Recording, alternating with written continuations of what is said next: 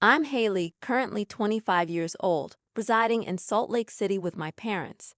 I had been married to my now ex-husband for 2 years. Our marriage was somewhat arranged, as our families had been members of the same church for years. Justin and I had known each other since high school, although we were never close friends. After he returned from college, our fathers thought we would be a good match, and we got married after only 4 months of dating. Initially, I didn't know how to love a guy who had never shown interest in me before, but I tried my best. Unfortunately, I succeeded in loving him, even though it was clear that he was never in love with me. He fulfilled his husbandly duties and was never unkind, so I just accepted the situation. I'd even found happiness for a while, but suddenly he felt he couldn't continue. One morning, feeling a bit unwell, I asked Justin to take me to the doctor. He refused, claiming he was busy and suggested I take some medicine and rest. This hurt me, and I even shed some tears. I followed his advice, but my condition didn't improve. Eventually, I took the car keys and drove myself to the hospital. It took a while for the doctor to reveal the diagnosis. I was pregnant. I cried tears of joy on my way home, eagerly anticipating Justin's reaction to the news. I selected baby clothes and soft toys to surprise him, planning to capture his reaction for social media. Upon arriving home, I found the house locked. Using my key, I entered, wondering where he could be at such a late hour. Just as I was about to call him, I noticed papers on the living room table. There was a stack of stamped papers that I immediately recognized as divorce papers. Next to them was a letter explaining that he could no longer continue, as he had fallen in love with another woman who was waiting for him. He had tried to start anew with me but couldn't find the same love, so he was leaving. Justin wanted nothing more to do with me, asking me to sign the divorce papers and receive compensation from his lawyer in a few days. He had also sold our house, and he left me with only a small sum of money. I am now 6 months pregnant, and just yesterday, I received a call from Justin for the first time in the past 6 months. He informed me that this month would be the last time he would send me compensation money and that he wouldn't be sending any more. He didn't inquire about my well-being, my living situation, or if I was okay. In turn, I decided not to share anything with him. I chose not to reveal that I was carrying his baby. I believe he doesn't deserve to know. My parents argue that this is unfair to him and that I should inform him, but I refuse. I won't tell a man who couldn't even care about my life and well-being that I'm carrying his child. He led me to despair, and if my child suffers the same fate, it's his responsibility. I doubt he would care enough to return. My parents have been supportive, but not understanding. They believe I could use my pregnancy to lure Justin back, but I refuse to resort to such tactics. I cherish my parents. They've stood by me unwaveringly. My father even severed his long-standing friendship with Justin's father upon learning what he did to me. He was ready to confront him, but my mother and I stopped him. Despite their support, I still feel like a burden. I'm 26 now, and relying on them doesn't sit right with me. 3 months after Justin left, I found work as a receptionist to make ends meet. It's not much, but it's my first proper job, and the little I earn helps me find solace at night. I've been keeping an eye on Justin, even though I know I have no right to do so anymore. He has gone back to his college girlfriend, a tall, pretty lawyer. I can understand why he couldn't get over her, especially considering me. They're now engaged. It didn't take him a year to break our marriage and promise another girl a wedding ring. The night I saw her engagement announcement on her Instagram story, I cried myself to sleep. After months of attempting to move on, I broke down again. I loved him, and he left me without a second thought, simply because he believed he had a better option. Now I'm left with his child, a secret he knows nothing about. I wonder, if I tell him, would he come back? Am I wrong for keeping his baby a secret from him? Hey, everyone. I haven't updated you in a while, but your positive comments have truly helped me feel less alone and miserable. After my last update, I made a conscious decision to stop dwelling on my ex-husband. I wanted to move forward for my own well-being, my family, and my little boy. Yes, I gave birth to a baby boy who will be turning 5 in a few months. A lot has changed over the years. I no longer live with my parents but in a house I purchased with my hard-earned money, aided by a little help from the bank. I worked tirelessly, climbing the ranks from a receptionist to eventually becoming the manager of the inn where I started. After my son was born, nothing else mattered. I still missed having a partner to share the love for my child, but I couldn't envision that with anyone else. Love lost its appeal. I just wanted to focus on taking care of my baby and find happiness within my family. Justin's absence became a part of my life, so when he suddenly reappeared years later, I was taken aback. I was returning home from work one day when I found him standing in front of my parents' house. His face lit up when he saw me, and I felt like I was losing my mind. He looked just the same. I noticed his car parked nearby, and he was alone. I offered an awkward smile and a wave, and he greeted me with an awkward hug. He asked how I was doing, but before I could respond, my son, Ronan, ran up to me, calling out, "Mom," and hugged my leg. I lifted Ronan into my arms, and Justin's eyes widened as he looked at my baby. He blurted out, "You're married." I gave him a pointed look and replied, "I'm not, but he is," gesturing to Ronan.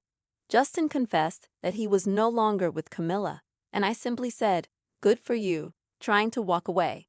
He stopped me and asked the question I had been dreading, if the boy in my arms was his. I felt cornered. I had to answer. So, I admitted that he was indeed his child. Justin looked at me with a sense of betrayal, his eyes welling up with tears as he asked why I hadn't told him, why I hadn't called him, making him believe he had no child. I had no words. I just stood there. Seeing him broken like that, I regretted not telling him, not revealing the truth, and keeping it a secret to punish him for the pain he had caused me for leaving me. I felt like an awful person. I have a loving family now. There was a time when I felt like I was trapped in hell and thought I'd never escape it. But life has transformed into a heavenly experience, and I'm profoundly grateful for it. God truly works in mysterious ways, and if one maintains faith, it's never in vain. The three of us, Justin, Ronan, and I, have become the perfect little family I had always dreamed of. Justin returned to Utah after learning about Ronan. He earnestly begged for my forgiveness, acknowledging that choosing Camilla over a woman who loved him so much was the worst mistake of his life. Camilla, on the other hand, had been starting a new family and suggested an open marriage, which ultimately led to their divorce. Justin came back to me. I know it may seem a little pathetic to take him back after all he put me through, but as a woman, I seized every opportunity for a chance at a happy ending. Despite everything, I still love him because I never stopped loving him. When I began sharing my story here, I was feeling incredibly lonely. It felt like there was nothing in the world harder than my life, and I had an overwhelming need to release my emotions. Unfortunately, I couldn't find anyone who truly cared, so I decided to share my story here and ask if I deserved what had happened to me. All your kind thoughts and support carried me through the tough times, and I'll forever be grateful for them. Thank you. To those who question my decisions, I understand your perspective, but life is complex, and we sometimes make choices others may not understand. I'm just doing what feels right for me. Now, let's switch to a different topic. This upcoming weekend, a group of my friends and I, all in our late 20s and early 30s, are planning to stay at my family's cabin. Two of my friends, Chad and Rebecca, have children, though not together. Chad's situation isn't a big issue because it's not his weekend to have his kids. They'll be with their mother. However, Rebecca encountered a problem when her sister couldn't watch her son due to unexpected circumstances. I sympathized and asked if she had an alternative sitter, to which she replied in the negative. She decided to bring her son along for the weekend. I explained that this weekend wasn't really kid-friendly. We planned on drinking and engaging in adult activities. Rebecca questioned why we needed to drink, suggesting it could still be a fun getaway for everyone, including her son. I firmly declined, pointing out that Chad wasn't bringing his kids either. She argued that he should bring them so they could all hang out together. I stood my ground, emphasizing that this trip was meant for adults without children. Frustrated, Rebecca asked if this meant she couldn't come. I responded that if she found a sitter, she was welcome to join us. She accused me of being unfair, insinuating that I was excluding her because she was a parent. She claimed that eventually, everyone else would have kids too, and then what would I do? I calmly stated that I would hang out alone, but she abruptly hung up on me. My concern wasn't solely about the child. It was Rebecca's tendency to alter plans to accommodate her son. I feared our trip would turn into a kid-friendly, alcohol-free event, disrupting our initial plans. For instance, during a festival we attended this summer, everything revolved around her son's preferences. When we suggested splitting up, so some of us could enjoy specific activities, she objected. Later, another friend called, questioning my decision to uninvite Rebecca. I explained my perspective, emphasizing that while I understood things happen, Rebecca consistently altered plans to suit her child. I argued that it wasn't fair for her to change the entire trip, and I stood by my decision. I don't believe I'm in the wrong here. It's my family cabin, and I have the responsibility to ensure everyone's safety and comfort. Allowing an unplanned child in such a setting poses legal risks and complications. I suggest having an honest conversation with the friend group, expressing our desire to stick to the initial plans. Rebecca is welcome to join, provided she finds suitable childcare for her son. It's not about excluding her. It's about maintaining the trip's original purpose and respecting everyone's choices.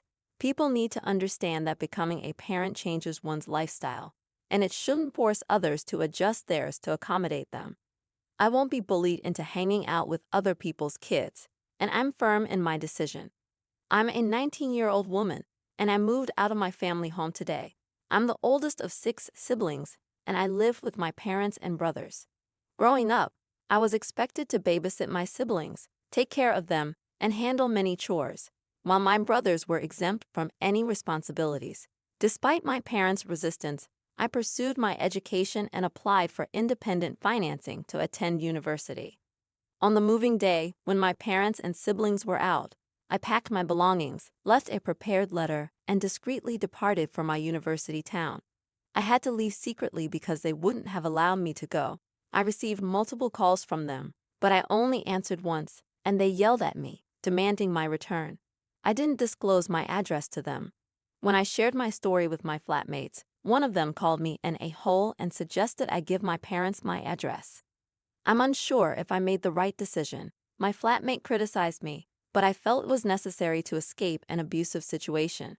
I didn't tell them in advance because I knew they would stop me and disrupt my education. I believe I had the right to leave, but I'm now questioning if I was wrong for leaving suddenly.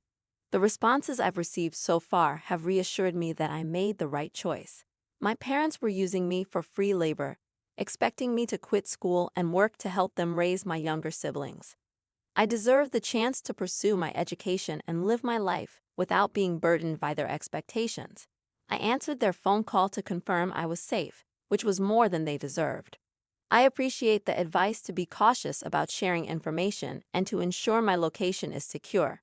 My new life is starting, and I am determined to make the most of this opportunity. Thank you all for your support.